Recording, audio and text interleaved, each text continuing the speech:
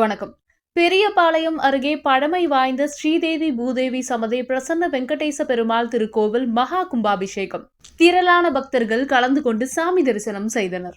திருவள்ளூர் மாவட்டம் பெரியபாளையம் அடுத்த பணப்பாக்கம் கிராமத்தில் மிகவும் பழமை வாய்ந்த ஸ்ரீதேவி பூதேவி சமதி பிரசன்ன வெங்கடேச பெருமாள் திருக்கோவில் அமைந்துள்ளது.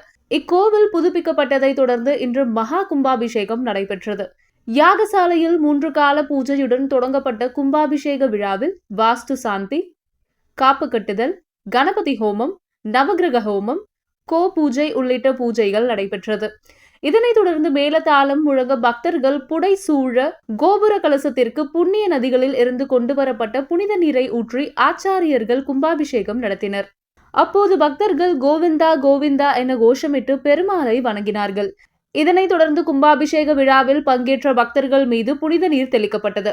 இவ்விழாவில் சுற்று வட்டார பகுதிகளை சேர்ந்த ஏராளமான பக்தர்கள் கலந்து கொண்டு பெருமாளை தரிசித்து சென்றனர்.